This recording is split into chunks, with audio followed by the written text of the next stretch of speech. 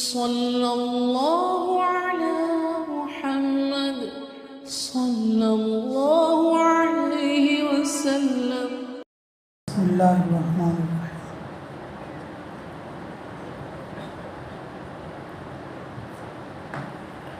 واخرج ابن سعد عن المقداد بن عمرو وقال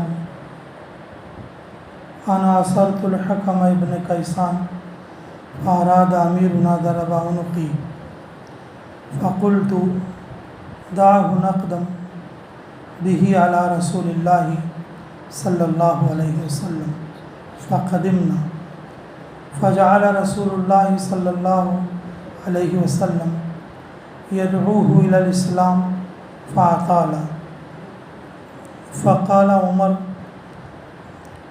على ما تكلم هذا يا رسول الله والله لا يسلم هذا الآخر الأبد دعني أضرب عنقه ويقدم إلى أمه الهاوية فجعل النبي صلى الله عليه وسلم لا يقبل على عمر حتى أسلم الحكم فقال عمر فما هو إلا أن رأيته قد أسلم حتى أخذني ما تقدم وما تأخر وقلت كيف أرد على النبي صلى الله عليه وسلم أمرا هو عالم به مني ثم أقول إنما أردت بذلك النصيحة لله ولرسوله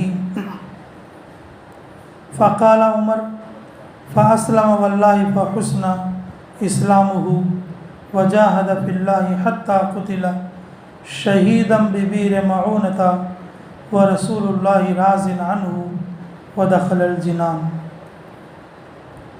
عن الزهري قال قال الحكم وما الإسلام قال تعبد الله وحده لا شريك له وتشهد أن محمدا عبده ورسوله فقال قد أسلمت فالتفت النبي صلى الله عليه وسلم إلى أصحابه فقال لو أطعتكم فيه آنفا فقتلته دخل النار۔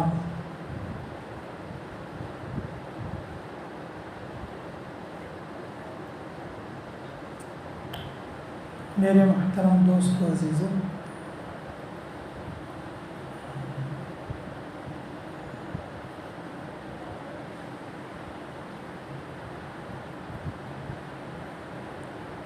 امت کے افراد میں سب سے بہترین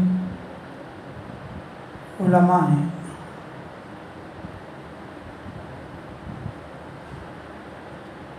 کیونکہ انبیاء کے بعد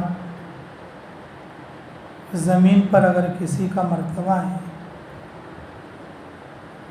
تو وہ علماء کا مرتبہ ہے۔ حدیث میں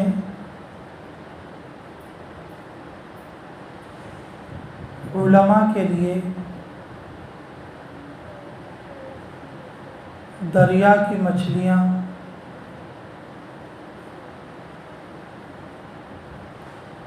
اور درختوں کے پرندے اور زمین پر رینگنے والی مخلوق دعائے خیر اور دعائے رحمت کرتی ہیں۔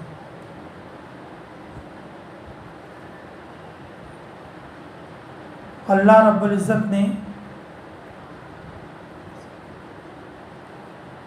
علماء کی نیکی کو بڑھا دی۔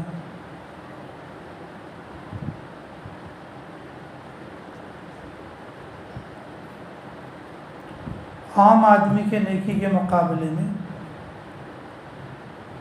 علماء ربانیین کی نیکیوں کا اجر اللہ تعالیٰ بڑھا دیتے ہیں۔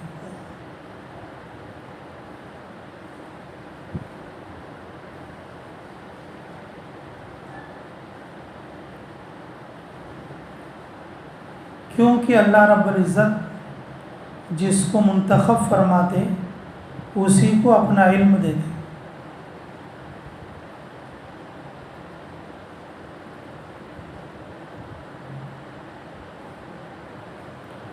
وَمَن يُرِدِ اللَّهَ خَيْرًا يُفَقِّهُ فِي الدِّينِ۔ اللہ رب العزت جس کے بارے میں خیر کا ارادہ فرماتے اس کو دین کی سمجھ بوجھ عطا فرماتے۔ دین کی، قرآن کی، حدیث کی سب سے زیادہ سمجھ رکھنے والے علماء ہوتے ہیں۔ اللہ رب العزت نے علماء کے ساتھ خیر کا ارادہ فرمایا۔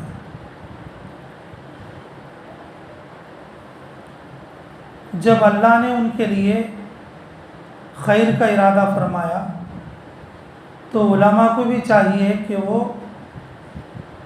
اپنے سلسلے میں خیر کا ارادہ رکھیں، امت کے سلسلے میں خیر کا ارادہ رکھیں۔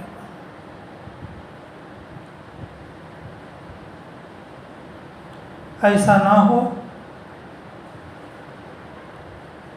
کہ قیامت کے دن اللہ رب العزت ہماری پکڑ نہ کرے۔ قیامت کے دن اللہ رب العزت ہماری کیا نہ کر دے؟ پکڑ نہ کر دے۔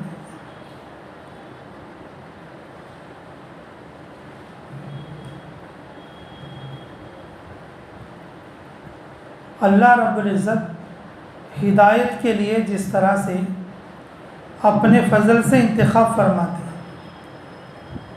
اس میں کسی دوسرے کا دخل نہیں ہوتا۔ ہدایت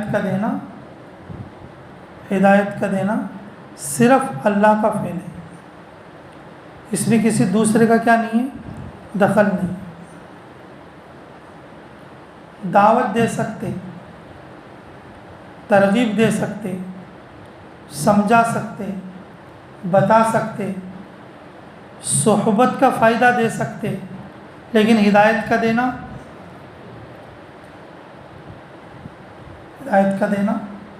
اللہ کا کام ہے۔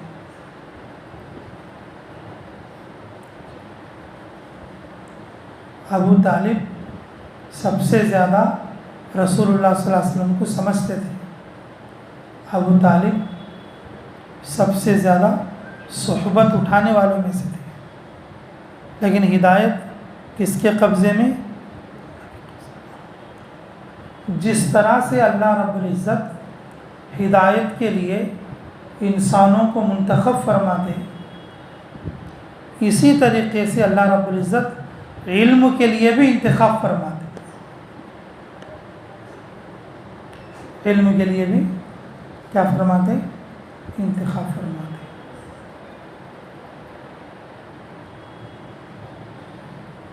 بہت سارے بچے نورانی قاعدے میں بھاگ جاتے لیکن وہ نہیں پڑھتے۔ بہت سارے بچے اماں پارے میں بھاگ جاتے پھر نہیں پڑھتے۔ بہت سارے بچے 2-4 پارے ہونے کے بعد بھاگ جاتے پھر وہ کبھی نہیں پڑھتے۔ بہت سارے بچے کہ آدھا قرآن ہونے کے بعد چلے جاتے۔ بہت سارے بچے عالم کورس میں آنے کے 2 سال کے بعد چلے جاتے، 4 سال کے بعد چلے جاتے۔ بہت سارے بچے ایسے بھی رہتے عالم ہونے کے بعد ہوٹل کھول کے ہوٹل چلاتے،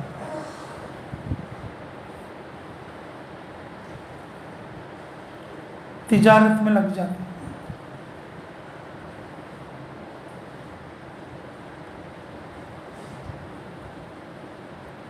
اپنے علم سے کچھ کام نہیں لیتے، اپنے علم سے کچھ کام نہیں لیتے۔ لیکن ہم دیکھتے ہیں دنیا میں ایسے بھی لوگ ہیں جی، اسکول پڑھ لیا، ڈگری پڑھ لی ہے، BCom کر لیا، انجینئرنگ کر لیا، لیکن مدرسے میں پڑھ کے عالم بھی بن گئے۔ مدرسے میں پڑھ کے کیا بن گئے؟ عالم۔ دنیا کی تعلیم کے بعد بچپن سے تو نہیں پڑھے، کچھ بچے مدرسے سے بھاگ گئے اور کچھ بچے اسکول کے بعد پھر مدرسے میں آئے۔ یہ کس کی طرف سے بولو؟ جس طرح سے اللہ رب العزت ہدایت کے لیے انتخاب فرماتے، اسی طریقے سے اللہ علم کے لیے انتخاب فرماتے۔ کس کے لیے؟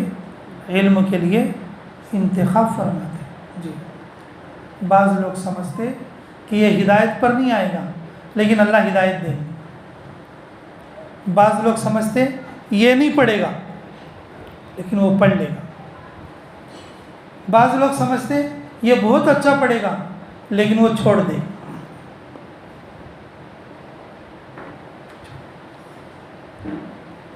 ہدایت اور علم کس کی طرف سے؟ اللہ کی طرف سے۔ دیکھو اس روایت میں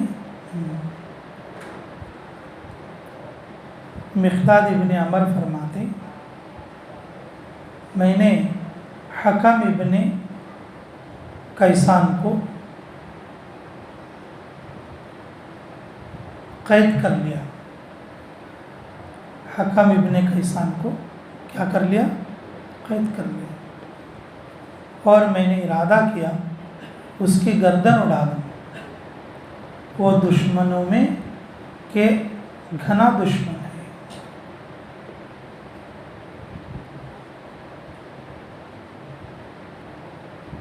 جب میں نے کہا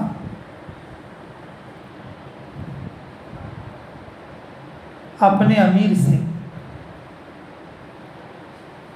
میں اس کی گردن اڑا دوں، تو انہوں نے مجھ سے کہا کہ نہیں، اس کو رسول اللہ صلی اللہ علیہ وسلم کے پاس لے جاؤ۔ ہمیں جو کام کرنا ہے اپنے امیر کی اجازت سے کرنا ہے۔ ہمیں جو کام کرنا ہے کیسے کرنا؟ اپنے امیر کی اجازت سے کرنا ہے۔ چھوٹا کام ہو بڑا کام، امیر کی اجازت سے کرنا۔ امیر کی اجازت کے بغیر کوئی کام نہیں کرنا، خصوصاً خروج میں۔ خصوصاً خروج میں۔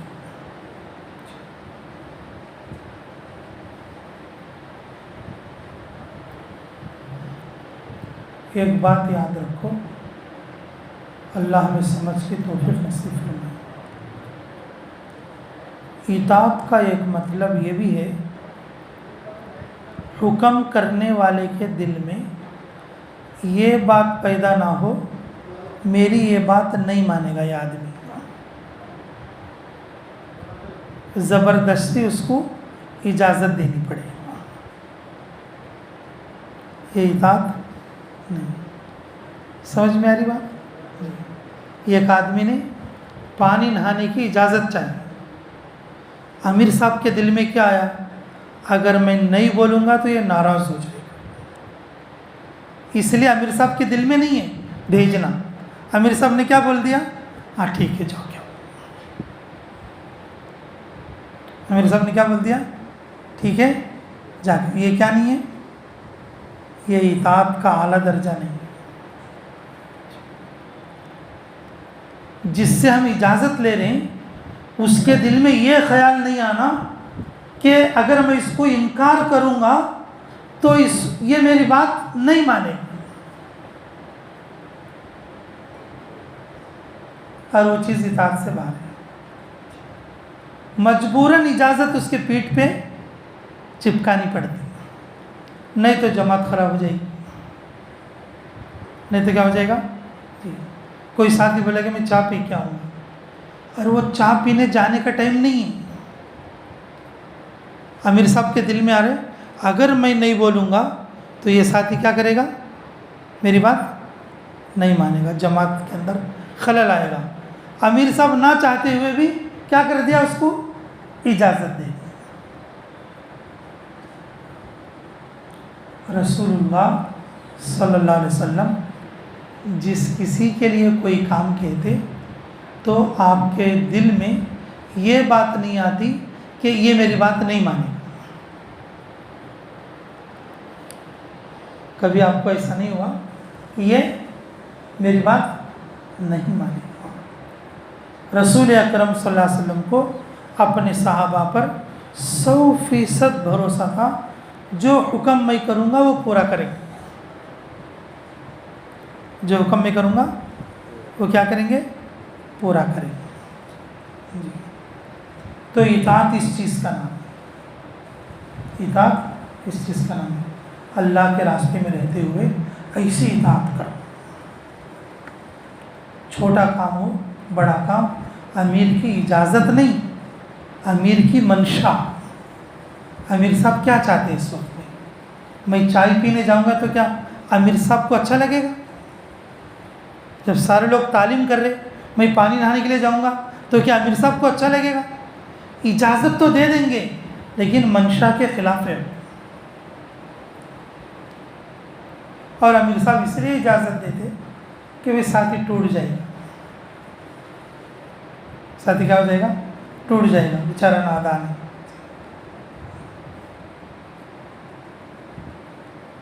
دیکھو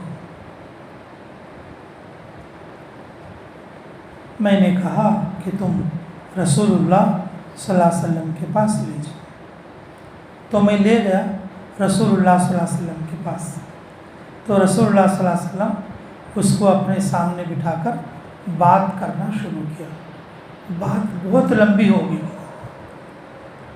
حضرت عمر رضی اللہ عنہ نے کہا کہ یا رسول اللہ آپ کس بات پر دعوت دے رہے ہیں اس کو؟ میں اللہ کی قسم کھا کر کہتا ہوں قیامت تک یہ مسلمان نہیں بنے گا، قیامت تک کیا نہیں بنے گا؟ کون بول رہے ہیں یہ بات؟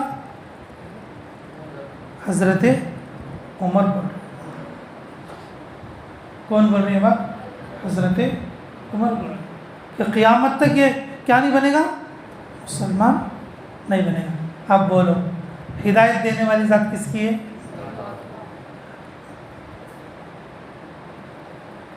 ہدایت اللہ کی طرف سے ملتی ہے۔ علم کس کی طرف سے ملتا؟ بولو علم دینے والے کون ہیں؟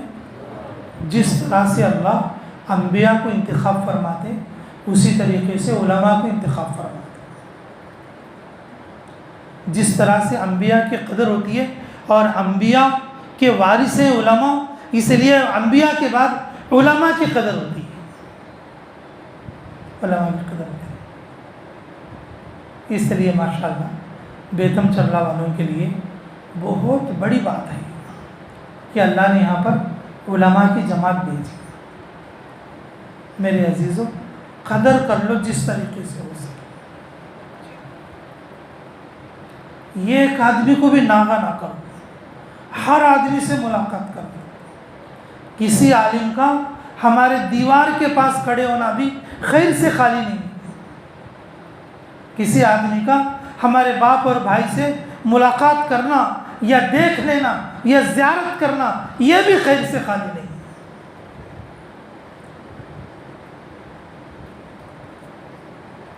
اللہ میں قدر کی توفیق نصیب۔ دیکھو کیا بول رہے ہیں حضرت عمر رضی اللہ عنہ، اللہ کی قسم کہ یہ قیامت تک مسلمان نہیں ہوگا، مجھے اجازت دے دو یا رسول اللہ، میں اس کی گردن اڑا دوں گا، وہ اپنی ماں حاویہ میں چلے جائے گا۔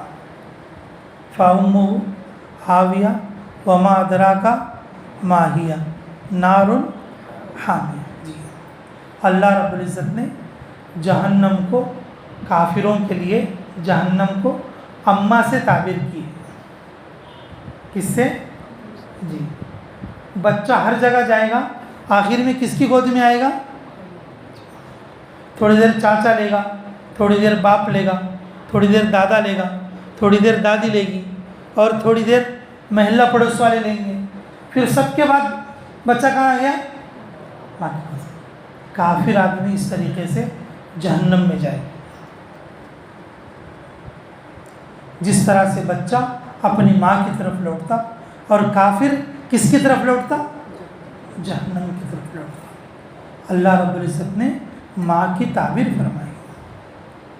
جی تو حضرت عمر نے اس آیت کی طرف اشارہ کرتے ہوئے یا رسول اللہ اجازت دے دو، میں اس کی گردن اڑا دوں گا، یہ اپنی ماں حاویہ میں جائے گا۔ رسول اللہ صلی اللہ علیہ وسلم حضرت عمر کی طرف ایسا پلٹ کر بھی نہیں دیکھے۔ اگر کوئی بولتا ہے تو دیکھتے نا، اگر کوئی بولے تو کیا کرتا آدمی؟ ایسا دیکھتا ہے۔ اگر کوئی آدمی ادھر سے بولے تو کیا کرتا ہے؟ ایسا دیکھتا ہے۔ حضرت عمر نے آ کر بولے، رسول اللہ صلی اللہ علیہ وسلم ان کی طرف اسے منڈے اٹھا کر بھی نہیں دیکھے۔ یہ دائی کی استقامت ہوتی ہے۔ جب دائی خود بکلے جھانکے گا تو مدعو تو ویسے بھی جھانکنے والا ہوتا ہے۔ دائی کی نظر جب چاروں طرف ہوگی، جب دوسرے خیالات اور دوسرے آوازوں سے متاثر ہوگا تو پھر مدعو کو کیا تاثر ڈالے؟ دائی وہ ہوتا ہے جو تاثر نہ لے۔ دائی وہ ہوتا ہے کیا نہ لے؟ تاثر نہ لے۔ جی حضرت جی مولانا یوسف صاحب علیہ رحمہ ایک مرتبہ میوات میں گئے۔ میوات والوں سے جب اجتماع قریب تھا یا اجتماع تھا تو وہاں پر جا کے تشکیل کرے کہ وہ چلو اتنی جماعتیں آپ کو دینا ہے، اتنی جماعتیں آپ کیا کرنا ہے؟ دینا ہے۔ تو میوات والوں نے کہا بھائی فصل کا موسم ہے حضرت، ایک دن کے لیے بھی بازو نہیں جا سکتے۔ کیا بولے؟ فصل کا اور سیزن کا موسم ہے، ایک دن کے لیے بھی ہم الگ نہیں ہٹ سکتے۔ تو حضرت نے فرمایا یہی تو ہمیں سیکھنا ہے۔ کیا کہنا ہے؟ یہی تو ہمیں سیکھنا ہے۔ بعض مرتبہ ساتھی جا کے حضرت مولانا یوسف صاحب رحمہ سے کہتے ہیں کہ حضرت ہم لوگوں کو تشکیل کرتے ہیں لیکن لوگ تیار نہیں ہوتے، لوگ جو ہے تیار نہیں ہوتے، کیا کرنا چاہیے؟ تو حضرت فرمایا کرتے تھے تم موت کی تشکیل کرو، بخار پر راضی ہو جائیں۔ کیا بولتے تھے؟ کس کی تشکیل کرنا؟ جی چلو اب مر جائیں گے، بس تھوڑی دیر کے بعد مر جائیں گے، موت کے وقت کا کچھ پتہ نہیں۔ کس کی تشکیل کرنا؟ اگر تم پہلے جا کر کہو گے بھائی بخار لے لو تو کوئی لے گا۔ اگر تم جا کر کہو گے کسی کو بھائی بخار لے لو تو لے گا۔ اگر تم کہو گے چلو اب تم مرو، عربی مرنے سے چھوڑ دے، چل بخاری دے دے۔ تشکیل کون سی کرنا؟ موت کی کرنا۔ آدمی کس پر راضی ہوگا؟ بخار پر۔ اسی طرح سے تشکیل ہماری شہادت کی ہو، تشکیل ہماری موت پر ہو تو پھر آدمی چلہ 4 مہینے کے لیے راضی ہو جائے، چلہ 4 مہینے کے لیے راضی ہو۔ اللہ ہمیں قدر کی توفیق نصیب فرمائے۔ جی تو دائی جو ہے نا متوجہ نہیں ہوتا دوسرے آوازوں کی طرف۔ یہ جو دعوت تامہ ہے نا، یہ کانوں میں انگلیاں ہوتی ہیں۔ کانوں میں کیا ہوتی ہیں؟ انگلیاں ہوتی ہیں۔ دکان والا بول رہا ہے دکان سے ہوگا، بازار والا بول رہا ہے بازار سے ہوگا، پیسے والا بول رہے ہیں پیسے سے ہوگا، لیکن دائی کے کان میں کیا ہے؟ تمہاری باتیں میرے اوپر کچھ اثر نہیں ڈال رہے ہیں، میں جو بول رہا ہوں اس کا اثر لو تم، اللہ سب سے بڑی چیز ہے۔ کامیابی تمہاری نماز میں ہے، میں جو بول رہا ہوں اس کا اثر لو۔ اور ہم لوگ جو ہیں لوگوں کے حالات سن کے اثر لے لیتے ہیں، میرے کی یہ پریشانی ہے، اچھا ٹھیک ہے تم بعد میں چلے جاؤ، ہم خود متاثر ہو جاتے ہیں۔ رسول اللہ صلی اللہ علیہ وسلم حضرت عمر کی طرف ایسا پلٹ کر بھی نہیں دیکھے، دعوت دیتے رہے، بات کرتے رہے، یہاں تک کہ حکم ابن قیسان مسلمان ہو گئے۔ جیسے اس نے کلمہ پڑھ لیا، حضرت عمر رضی اللہ تعالیٰ عنہ اپنے نفس پر ملامت کر رہے، عمر اپنے دل سے کہہ رہے تو جلدی پڑھ، کون سے کام میں بھی تو جلدی کر، جس بارے میں تیرے سے زیادہ تیرے نبی جانتے تھے، اس میں جا کے رائے دینے کی کیا ضرورت ہے؟ جو تیرے معاملے میں تیرے سے زیادہ علم رکھنے والے کون ہیں؟ رسول اللہ صلی اللہ علیہ وسلم ہیں۔ جب وہ بات کر رہے تھے تجھے بیچ میں جا کے بولنے کی کیا ضرورت ہے؟ اپنے آپ کو کہنے ملامت کر، کچھ خیالات اپنے دل میں سوچ رہے ہیں، تو پھر اپنے دل سے یہ بھی کہہ رہے ہیں کہ چلو رسول اللہ صلی اللہ علیہ وسلم تھک جائیں گے، بات کرتے کرتے پریشان ہو جائیں گے، دن بھر کے تھکے ہوئے ہیں، میں ان کو تکلیف زیادہ نہیں ہونا بول کے بولا یہ بات۔ اپنے دل سے خود کیا کہہ رہے کہ میں اپنے دل کو میں اس لیے بولا تاکہ رسول اللہ صلی اللہ علیہ وسلم کو زیادہ تکلیف نہ ہو۔ پھر حضرت عمر فرماتے ہیں کہ میں نے خود نے دیکھا اور اس بات پر میں گواہ ہوں کہ حکم ابن قیسان بہت اچھے مسلمان بنے، اللہ کے راستے میں خروج کرے اور بیر معونہ کی لڑائی میں شہید بھی ہوئے، اور ایسی حالت میں کہ رسول اللہ صلی اللہ علیہ وسلم ان سے راضی تھے۔ میں گمان کرتا ہوں، میں امید کرتا ہوں اللہ ان کو جنت میں داخل کرے گا۔ زہری کی دوسری روایت، حکم ابن قیسان نے پوچھا بات سننے کے بعد، اچھا آپ اللہ کے نبی ہیں تو بتاؤ اسلام کیا ہے؟ رسول اللہ صلی اللہ علیہ وسلم نے کہا اللہ تعالیٰ کی عبادت کرنا جو کہ ایک ہے اور اس کا شریک کوئی نہیں ہے، اور محمد صلی اللہ علیہ وسلم اللہ کے بندے اور اس کے رسول ہیں، اور اس کی گواہی دینا۔ تو حکم ابن قیسان نے کہا کہ اچھا ٹھیک ہے، تو پھر آج سے میں مسلمان، دیکھا بولا آج سے میں کیا ہوں؟ مسلمان۔ تو رسول اللہ صلی اللہ علیہ وسلم جب دیکھے اپنے صحابہ کی طرف، بات کرتے رہے، اور جب بات ختم ہو گئی، جب وہ مسلمان ہو گیا تو صحابہ کی طرف دیکھ کر جو ہے دائیں یا بائیں تو کیا بولے کہ دیکھا اگر میں تمہاری بات سنتا تو یہ جہنم میں چلا جاتا، اگر میں تمہاری بات سنتا تو کہ یہ کہاں چلے جاتا؟ جہنم میں چلا جاتا۔ اللہ رب العزت دائی کے دعوت کی لاج رکھ کے ہدایت دیتے۔ ہدایت دینے والے کون ہیں؟ جب دائی ساری چیزوں سے دور ہو کر، ساری چیزوں کو اپنے ذہن سے ہٹا کر جب دعوت تامہ دیتا ہے تو پھر لوگ اپنے آپ تیار ہو کر آتے ہیں۔ یہ دعوت تامہ کا اثر ہے۔ جب ہم کام کرتے ہیں تو ہم دعوت تامہ نہیں، ہم خود ان کے حالات سن کے ڈر جاتے ہیں، ابا اتنے مشکل حالات ہیں تمہارے، ٹھیک ہے لو تم 4 مہینے کے بعد چلے جاؤ۔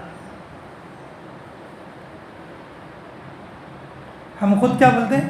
اچھا ایسا کل ہی تمہاری شادی ہوئی تو ٹھیک ہے پھر 4 مہینے کے بعد چلے جاؤ، کل ہی تمہاری شادی ہوئی تو 4 مہینے کے بعد چلے جانا۔ ایسی تشکیل ہے، ایسی تشکیل ہے، ایسی تشکیل ہے۔ اگر کل شادی ہوئی ہو چلو، تمہارے کھیت پکے پکائی کھڑے ہوں چلو، تم غریب ہو تمہارے پاس پیسہ نہیں ہے چلو، تم بوڑھے اور بیمار ہو چلو،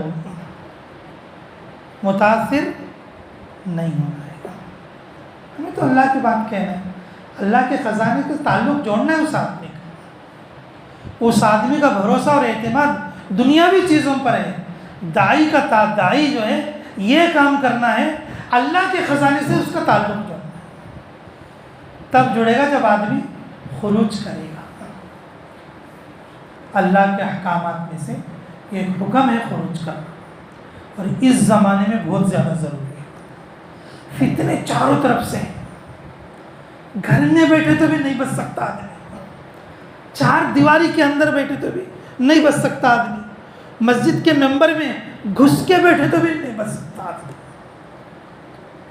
فرمایا رسول اللہ صلی اللہ علیہ وسلم جب فتنے زیادہ ہو جائے خروج خوب کرو. فتنے زیادہ ہو جائے تو کیا کرو؟ خروج خوب کرو. اس لیے میرے عزیزوں ہم لوگوں کو اس وقت میں خوب خروج کرنا ہے، اور جو ہے داعی کو متاثر نہیں ہونا ہے مدعو کے اسباب سے. بس مدعو کے جو بھی اسباب ہیں ان کو توڑنا ہے اور ان کو اللہ کے خزانے کا پتہ بتا کر اللہ سے جوڑنے کی کوشش کرنا. تو جب داعی کی دعوت پر اللہ راضی ہوتے ہیں تو پھر ہدایت دیتے. تو محنت کرو گے انشاءاللہ. اللہم صلی علی بدر التمام، اللہم صلی علی نور الظلام، اللہم صلی علی مفتاح دار السلام. اے اللہ ہمارے گناہ معاف فرما، ہمارے خطا درگزر فرما، ہمارے جرم عظیم کو معاف فرما، ہمارے حق میں خیر کے فیصلے فرما، مراشد امور الہام فرما. اے اللہ جو علماء کی جماعت ہمارے پاس ہے، اے اللہ 100% اس سے فائدہ اٹھانے کی توفیق عطا فرما. اے اللہ ان کی دعاؤں میں ہمارا حصہ نصیب فرما. اے اللہ حاضرین مجلس کی مغفرت فرما. اے اللہ کس کی کیا ضرورتیں ہیں اللہ غیب سے ان ضرورتوں کو پوری فرما. علم کے لیے، ہدایت کے لیے، اللہ خیر کے کاموں کے لیے ہمیں اور ہماری نسلوں کو قیامت تک کے لیے قبول فرما. جن جن لوگوں نے ہمیں دعاؤں کے لیے لکھا، جن لوگوں کا ہم پر حق ہے، جو دعاؤں کے لیے کہنا چاہتے تھے نہیں کہہ سکے، اللہ ان سب کی ہر جائز دعا کو قبول اور منظور فرما. ربنا تقبل منا انک انت السمیع العلیم وتب علینا انک انت التواب الرحیم برحمتک یا ارحم الراحمین والحمد للہ رب العالمین.